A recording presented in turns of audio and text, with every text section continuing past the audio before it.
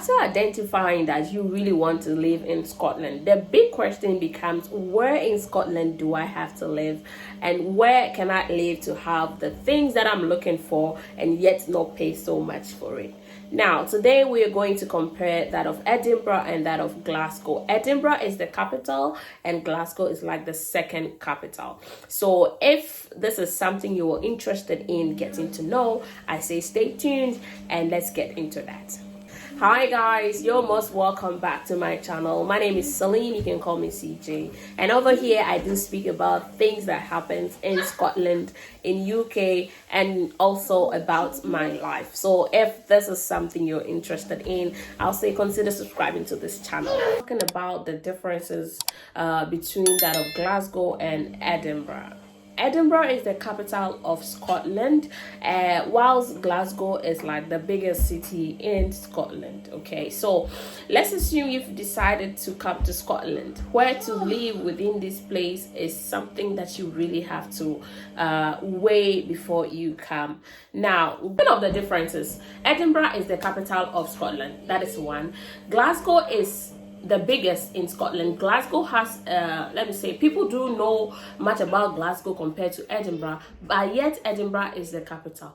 Glasgow is just the biggest city. That's number one. Number two, Glasgow has a lot of different cultures. Why? Because it's big, and so there are a lot of people that come from different places to live in Glasgow. Edinburgh is it has people over there, it has different cultures over there, but compared to Glasgow, Glasgow is the one leading.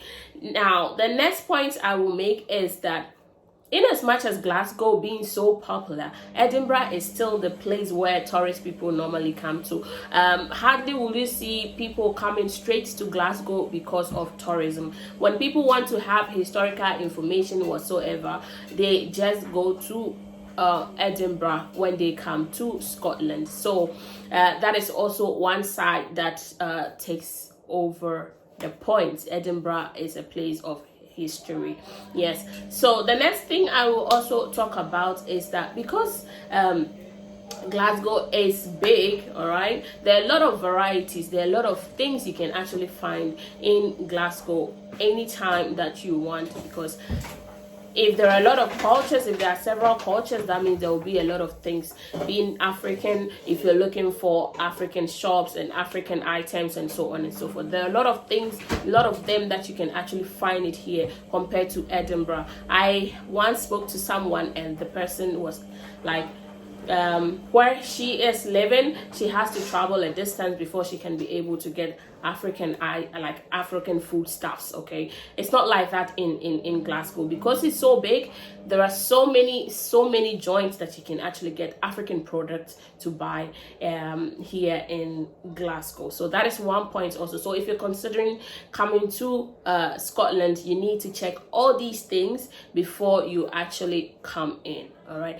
And the next thing I will also talk about is the cost of living. All right, cost of living here in Glasgow, it's a bit cheaper compared to Edinburgh. According to analysis, it's like 30% cheaper compared to Edinburgh. So if you are somebody who also you really consider so much into the cost of living, or you really consider how much you want to spend, then you should think of living here in Glasgow compared to that of Edinburgh. Yeah, so that is also one part of the differences. So between Glasgow and that of Edinburgh, it's just a minor differences between these two cities. Other than that, both cities are very comfortable and very nice to live in. You just have to know your preference, and then you can be happier anywhere, either Edinburgh and that or Glasgow. Yeah, both have airports that you can, like, your movements can be very easy, and they have trams, they have subways and so on. So these two cities are very amazing places to live. So those are the things you can consider before making your decision to come to Scotland. So there are a lot of them anyway, but I believe these minor ones can help. So if you like the video, please give it a thumbs up and don't forget to subscribe. Now, before I go, like I always say, perfumes are something that you can actually draw people closer to you. Yes, so if you're looking for a very good scented perfume, very long lasting, then I would say check FMWorld. I will leave a link down below. If you're a lover of perfumes, go to their website, check on it, and if you love it, grab one for yourself. I love it, and I believe you will love it too. Thank you so much for being with me once again. It's your girl Celine. Bye for now.